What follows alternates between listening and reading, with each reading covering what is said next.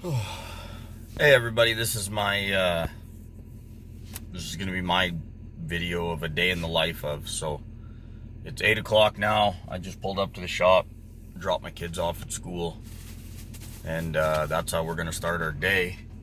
Rocky's with me, getting ready to get out of the truck, and yeah, that's so usually I start my day. We come in, I have a, Juana usually has coffee made for me because, they take care of me here. And, yeah, I come in, I make sure everybody's got started on their jobs, we make sure the parts are showed up the way what we ordered the day before. Then usually I will see whatever has to be paid for that day. Like, obviously there's always money flowing in and out and things like that. So I usually sit down with Hope and go through that stuff. And, that's kind of that. It's pretty chill in the mornings usually till about 10 o'clock, and then usually my day goes to chaos. May was actually a little slower for me. I think the election might have got a lot of people kind of uneasy. I'm not sure exactly what went on, but I did notice that a lot of jobs canceled and a lot of things got pushed back. But now all that work has come, and the yard is just absolutely packed. I don't know if you guys can see, but we got a lot going on now. It's going to be a busy day, so I'm going to go in and get my coffee, and I'm going to chill for 5 minutes, and then I'll get at her, and then I don't stop until the day is over.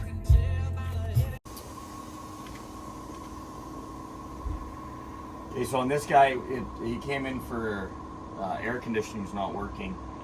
And you can hear, I don't know if you can hear it on the video, but as soon as I give it a little bit of nitrogen, it's just pissing out somewhere underneath.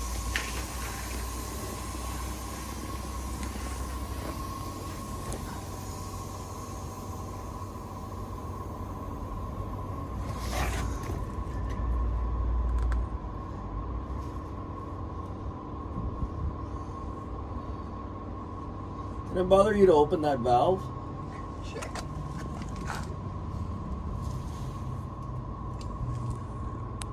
Okay. Close it? Yeah.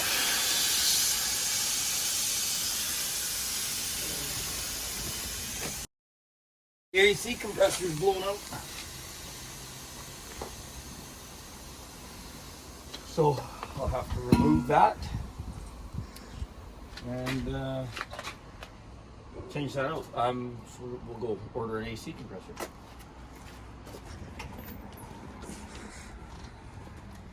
Back half this toilet is air compressor is blown up. Oh, it's AC? AC compressor. Oh, that explains why it doesn't happen.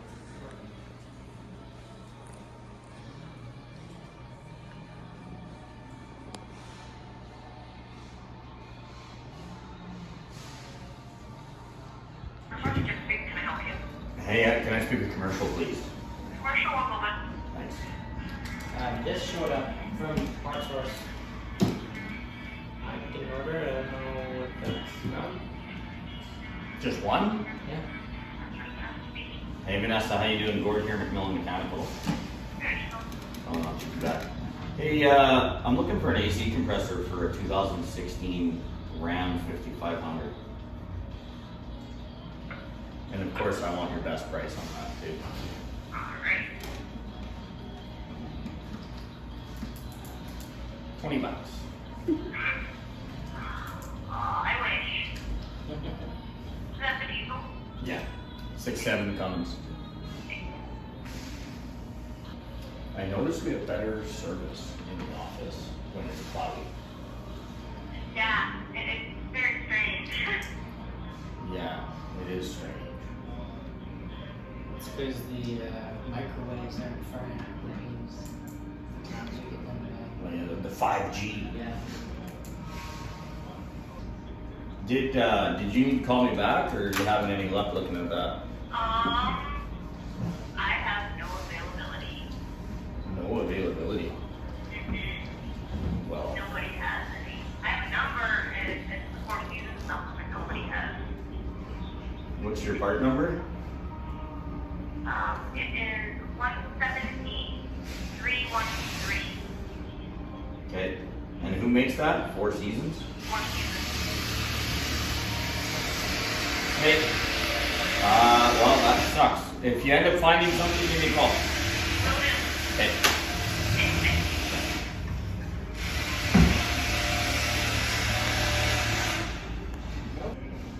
Or Yeah. something's wrong with her keyboard. It's reversed. I hit tab and it goes up instead of down. I can't put any numbers in. Oh, yeah, it does it all the time.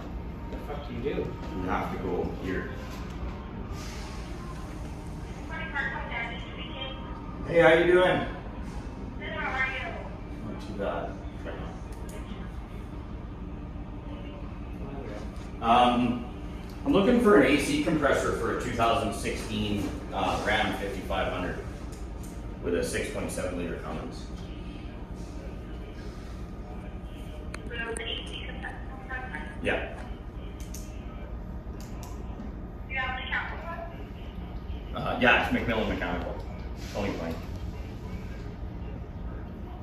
I've been traveling so far. Just trying to find something a little bit closer. Okay. Would you like to call me back? No, I live on other things to check. Sorry. That's okay.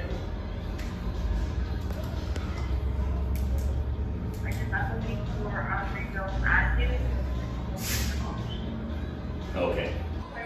Okay, thanks. Do you have a quote number for me? Yep, it is 843995. 842395. Yep, Thank you. welcome. Bye. This is never good when you're calling me this routine. The back portion of your AC compressor is blown out. So does that mean I need a new compressor? Yeah, $1,000? $1,000. $1,000, yeah, alright. I can get it out of Calgary for tomorrow morning. Okay. Am I good to go ahead with that? Yeah, go ahead. Okay, will do, man. Excellent. Okay, Okay, Bert, thank you. bye. Bye. We get out of Calgary tomorrow. Yeah. And extend his date then. And then what did you find? Did you check into that park break? I haven't looked at that yet. It's on my docket list. Okay. It's just I'm working outside, right? So Yeah, no, I'm not. I'm just updating the system. stop harassing me, okay? I'm gonna add like 9 things to this Like I'm a person, Chad. I have feelings. thing, just a thing. Northridge 402 is supposed to be here today. Yeah, we're supposed to pull the injectors, but Aiden actually pulled the injectors last night on it himself. So they're bringing them to Sunset Diesel on their own. So cancel the whole thing. Well, the only thing that we're supposed to do is facilitate getting them tested and change them out and make sure that. For no, we're just doing that for free, for fun. No, he said, build me the parts. He said, you've done the legwork, build me the parts. He's taking them there though. He dropped them there, dropped them off. He's going to pick them up, but it's going to go through us. So it's like, mark them up your 10 or 20%, whatever you do. He's like, I'm good with paying the markup here. Okay, well I'm gonna change the timeline then, because that no longer is applicable. We'll just keep it. That worked out better anyways. It did, we didn't have time. He but- didn't have time, so when he told me, he's like, yeah, I Aiden pulled him. I was like, thank God, because I was going to have to cancel anyways. Okay, customer, I'm gonna put customer removed injectors and sent out for testing. Yeah. And us to facilitate. Yeah, we'll assist, Okay. We need to I'll pick just up put those. you, Gord, to assist. We need to pick up those turbo stage rust. Well, hopefully we hear from Kendall too, and then we just kind of The turd fucking keys. run. That's Okay, what the objective I need to call part stuff back. is. Blood testing. Yeah, like today, perfect service, sitting right here, like full bar. Yeah, I don't know what to say. The other problem we have is how are we going to get the Camaro out?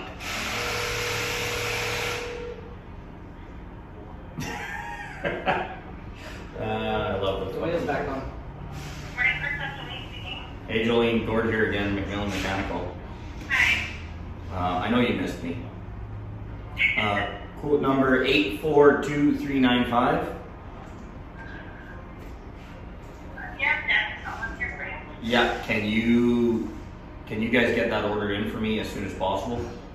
Can you say where it was? She told me it was coming out of Calgary and it can be here tomorrow morning. Yeah. If you could do that for me, I would love you forever. Okay, it is Calgary, but it won't be here till tomorrow, like lunchtime-ish. Oh, well, okay. Okay. It is Yeah, what I'll it is. order. Okay, Okay, thank you. no problem. Bye. Bye.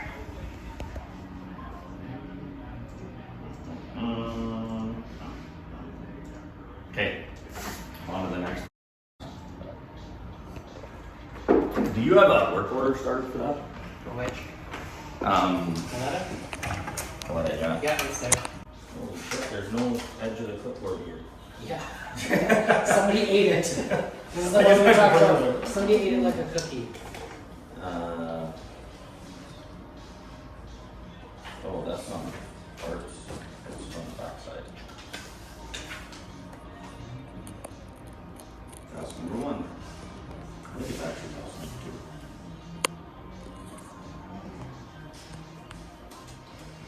Quantity. 1. Ordered. 1.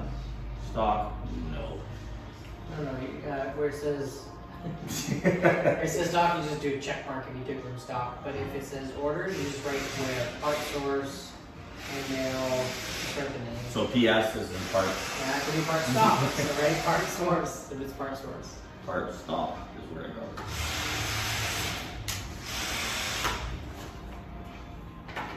All right. Let's go. Actually, we'll go through the shop because then I can check on these guys too.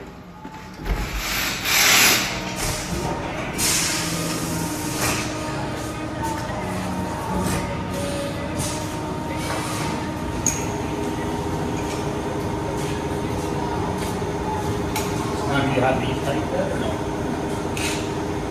That looks pretty good though. Pretty clear. Yeah, and the nice thing is now that when the engine rocks, this is just going to flex and it's not going to keep pulling on.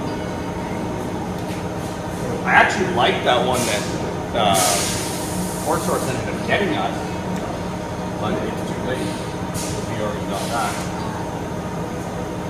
So once you get this back up in here too, and it's fixed, we'll take a grinder, cut this off, and we'll bring it over back to where we'll even just do a tie bar or something. So tie it together again. Yeah, just get that fixed up. Make sure everything's good and tight, because he's coming to get this. Take it boot. Thank you.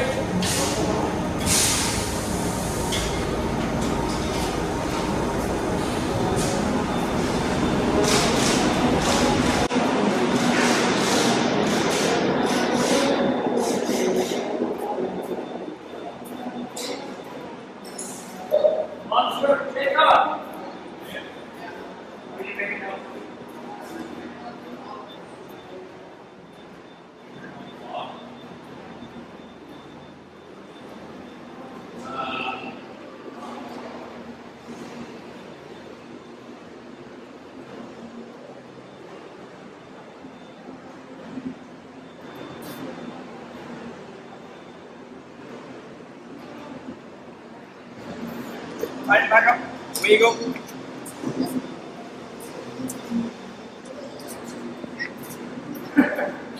Yeah, you can tell by the way they were wired, they're wired into the driving light circuit. They'll only come on with the high beam. You can't use LEDs as fog lights. They won't work. They'll just light up the smoke.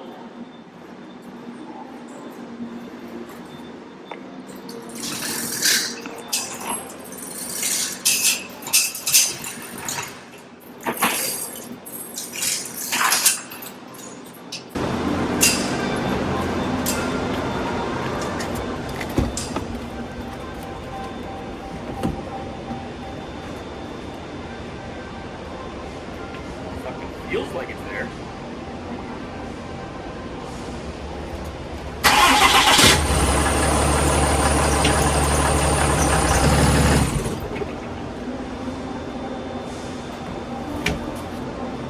they're not wrong. There's no e-brake on this whatsoever.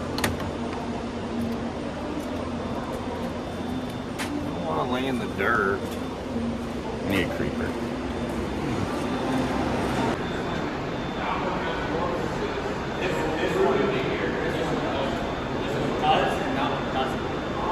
I think there's a new regulator in parts.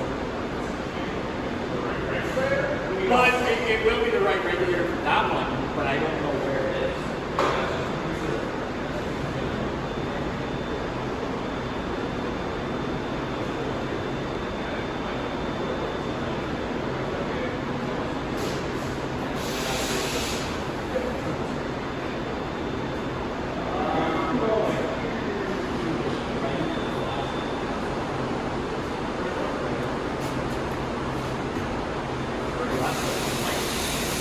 Okay, here.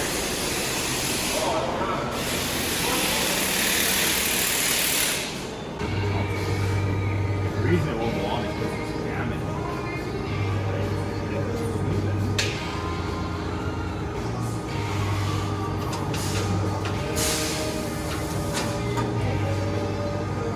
That's the right way to do it. You can't just let them up and then.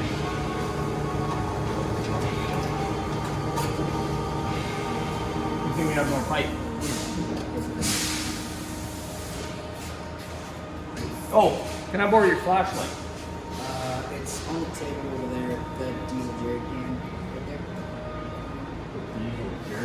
The diesel jerry, like the bench? Oh, way over there. Yeah, dead right over there.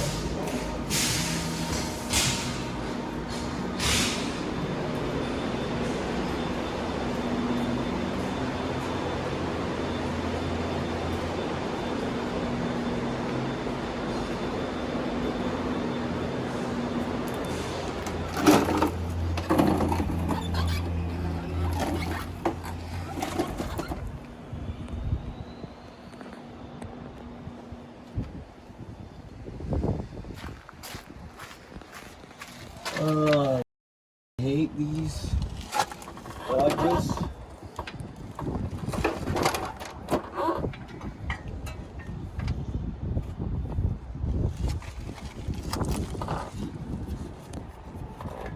Hey. Hello.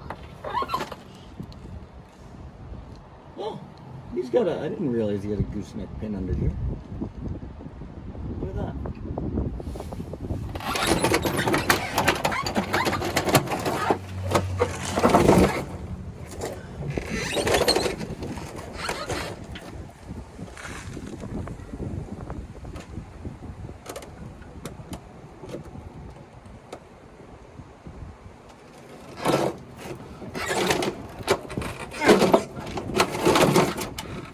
I'm gonna have to turn the truck around. Okay. I can't get under there. Do you want it? No, that was on board. Okay, thank you. I'm not, I don't know if you need a video.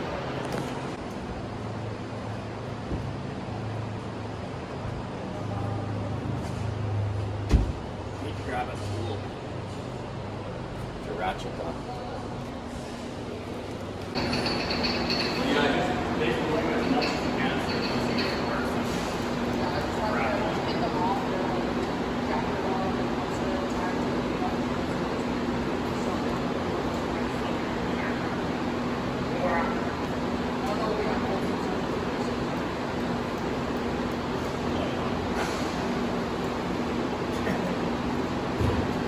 You do you, like.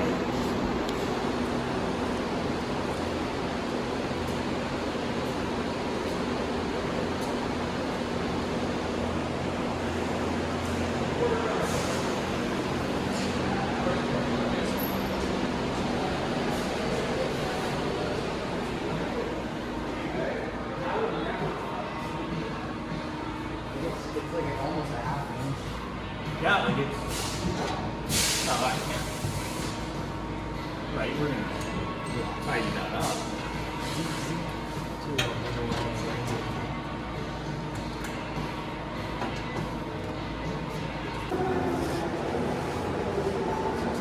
So this is actually fairly out of the norm for me to be out here putting on tires, but we have too much work right now and really not enough people, so I'm out here doing tires.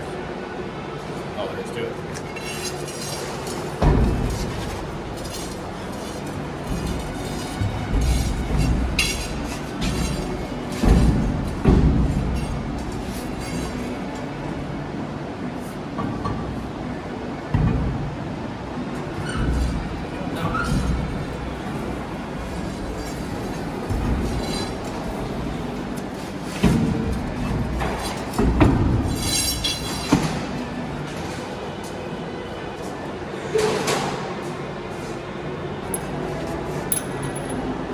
Why did you choose to become a heavy-duty mechanic?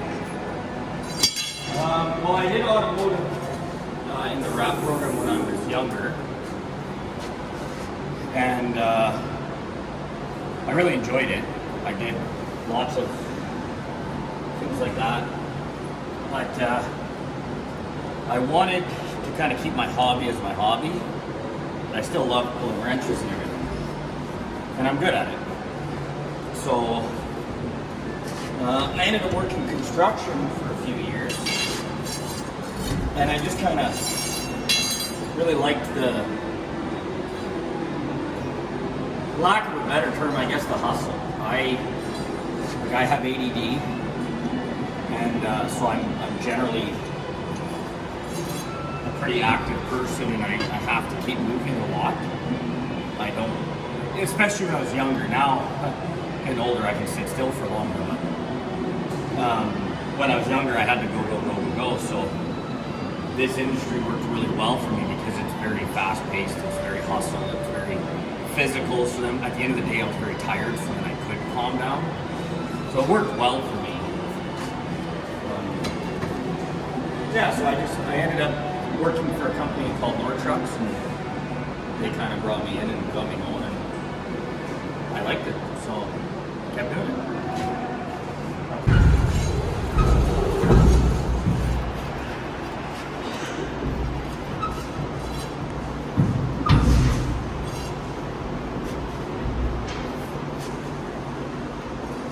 Next question. What is it like working in this industry? Is what? What is it like working in this industry? Well, that depends on the day. Some days it's fun, some days it's not. Running a service truck was like that's a different atmosphere altogether. Very fast-paced, very hustle. You know, has to be fixed yesterday kind of thing.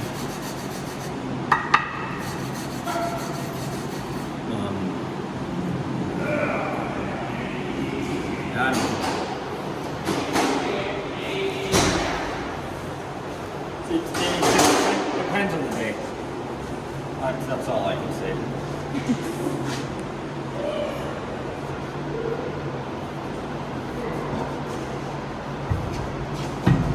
What is the most frustrating thing about your job? People. It's also the best and the worst. I love dealing with customers. I love dealing with people. But I guess that's a two-way street on that one. It's people, but at the same time, it's also parts. Getting parts is always, especially now after COVID, has become more difficult than it's ever been.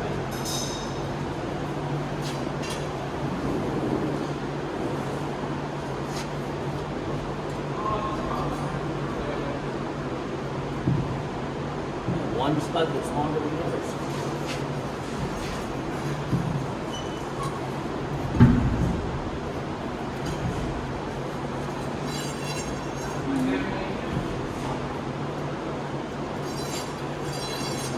What prompted you to start your own business?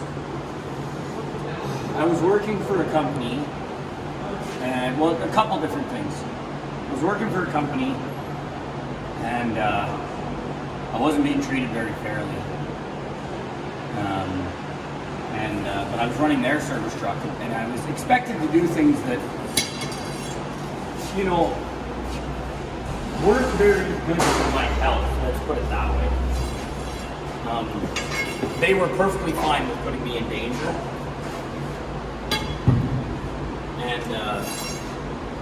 And risking my safety for their benefit.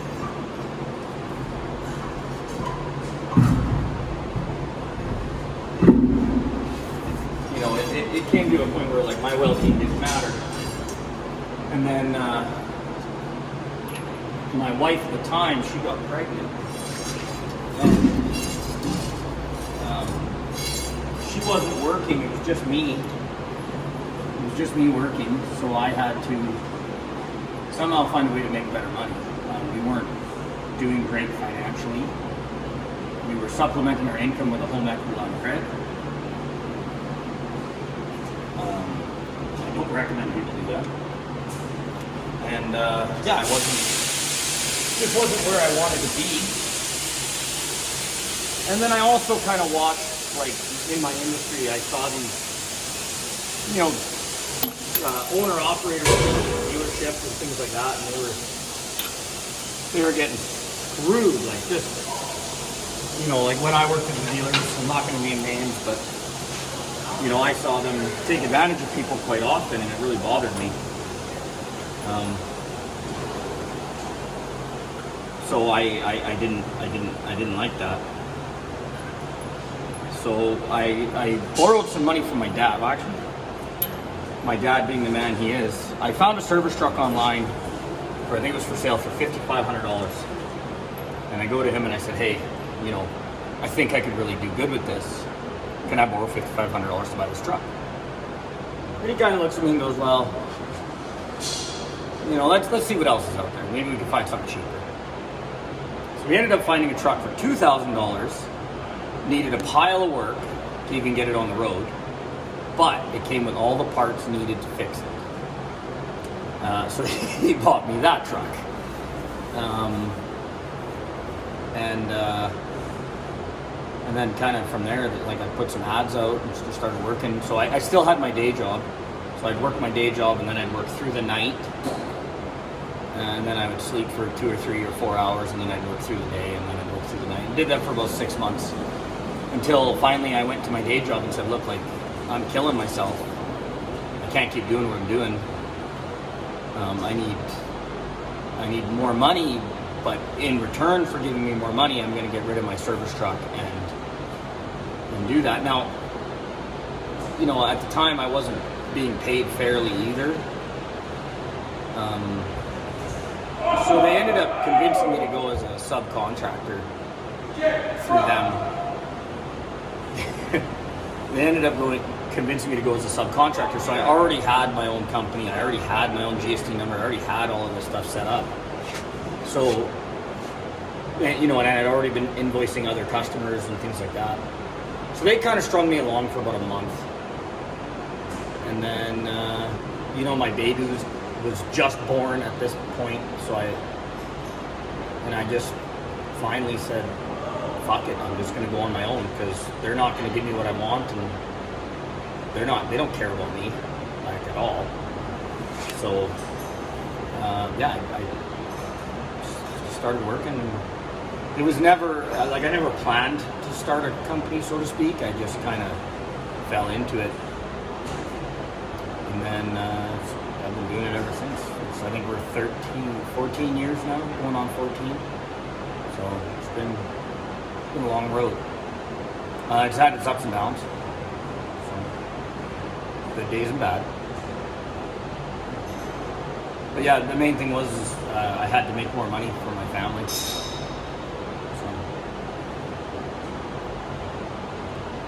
What advice do you have anyone who would like to start their own business?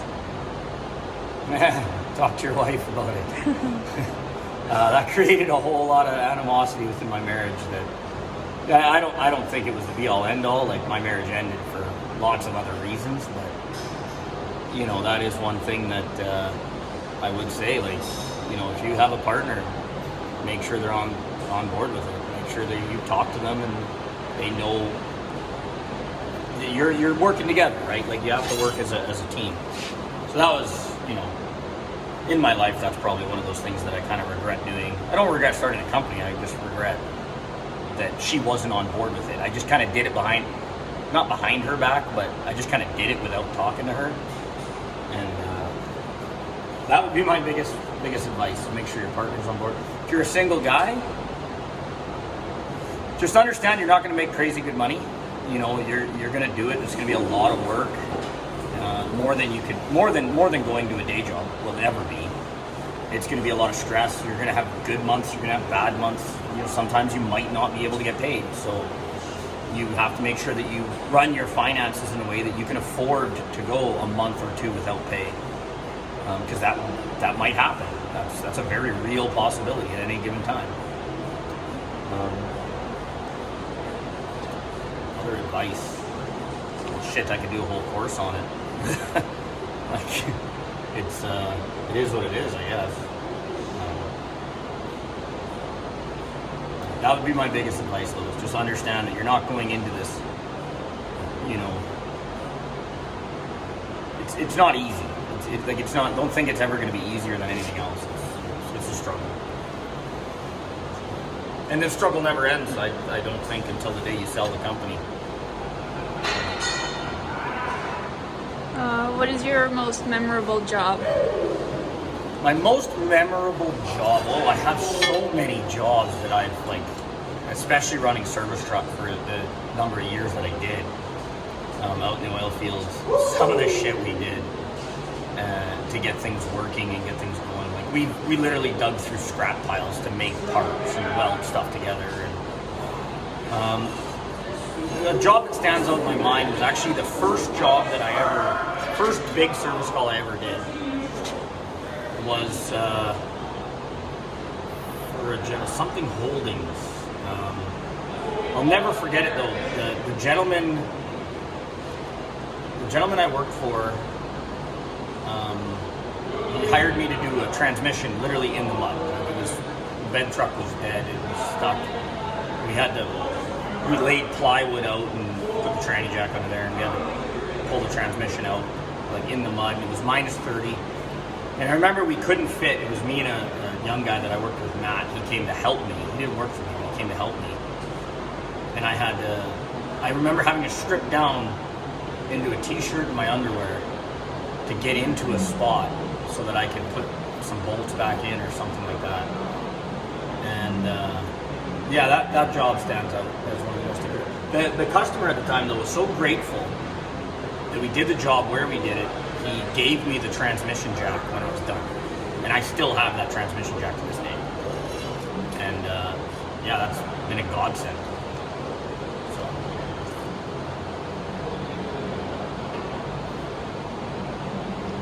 I've had so many jobs over the years, though, that are memorable. And people that I've worked with, all of it. I've had customers go bankrupt many times. And I've watched customers go through divorces. I've watched, customers start their own companies. Some of them have succeeded, some of them have failed. Yeah. What is your biggest learning experience? My biggest learning experience? Oh, that one. There's been so many fucking lessons over the years. My biggest learning experience.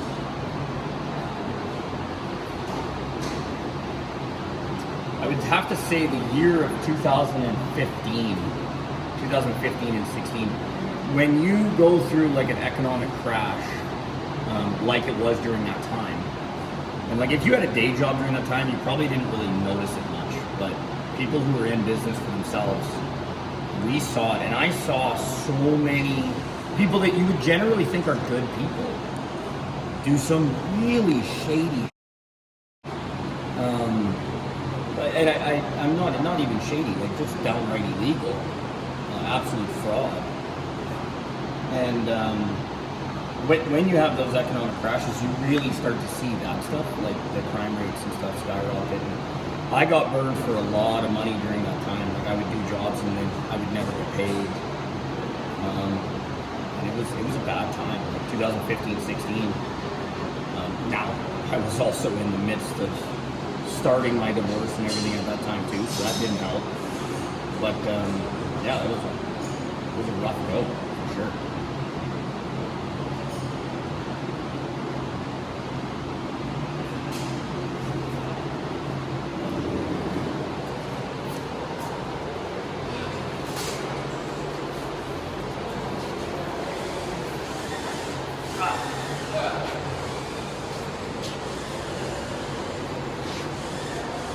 Is that your last question?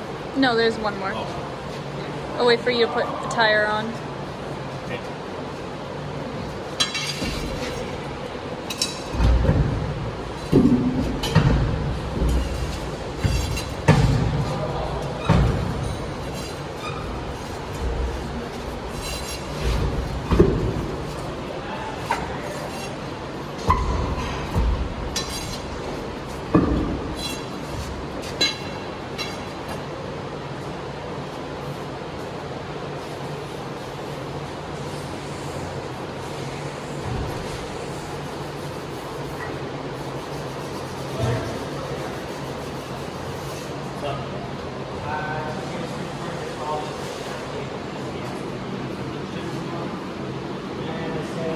We can certainly try.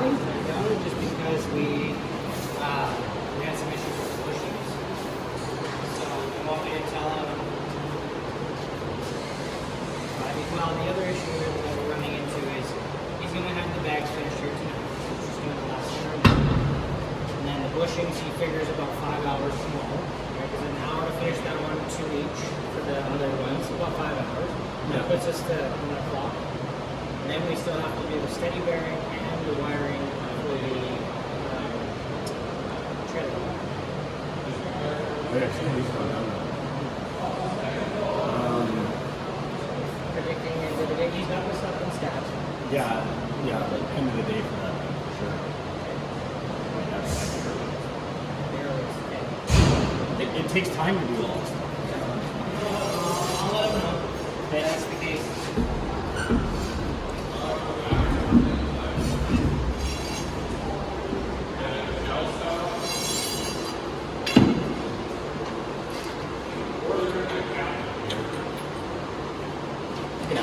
Okay. What's your biggest pet peeve in the heavy duty industry? I probably can't say this on camera. Well, then say something that you can say on camera.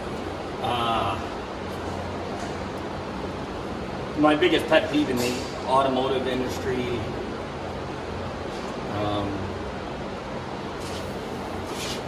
even heavy duty automotive trailers, equipment, all of it is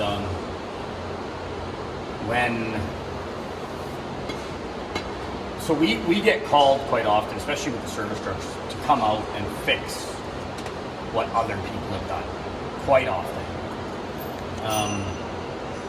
And I understand that everybody makes mistakes, but what we see quite often is when someone that has a severe lack of experience takes on a job, and don't get me wrong, I was this guy. The only difference was between me and someone else is I will stay. It doesn't matter how much money I lose. I will stay and finish the job that I agreed to do. And I see it quite often where guys will take on jobs that they have no business taking on. They get halfway done, and then we get called in after the fact to try to fix their fuck-ups. And that makes everything so much more difficult. Because now you already have a customer that's upset, but it's not necessarily at you, right? It's not that you've done something wrong, it's that like the process has already been miserable. So then if you have any setbacks on the job or anything that's not right, like for example, like the guy who started the job broke pieces and now you're missing things and parts of it. So now that customer's already frustrated with the situation. It almost never goes well. Like we've had it go well sometimes, but most of the time it ends up being very convoluted, very difficult, hard to explain because now we're missing pieces, but we don't know where they are, and now we got to try to find them. And sometimes, like, there's certain things on the truck, and you know, it's hard to get certain pieces. It's just difficult. Not to mention now everything is so astronomically expensive that, you know, even a bolt is $30. You know, like it's you know, an injector, one injector is $1,000. So if you have a guy that doesn't take care when he's disassembling, even if he didn't even go to reassemble, if he didn't take the care, well, now you got dirt and mud and everything in injectors, and you know, and then you got to try to clean them out and reassemble them on the hopes that there's no real damage. And then of course now you're on the hook for if it doesn't run right when you're done, and you know what I mean. Like it can be. I'm drawing on a specific job there that I did years ago that just went bad, and it went bad to the point where we never did see the customer ever again. And we lost money on it because we ended up doing a whole bunch of warranty trying to sort out the problems with the truck, and no matter what we did, we just couldn't. And we tried changing parts and new injectors, and the new injectors were no good, and we went bad. So, yeah. But that's business, I think. Just, you know, you have good jobs, you have bad jobs. Things that, you know, things go right, things that go wrong. Business is like life. Yep. Any other questions? Nope, that was it.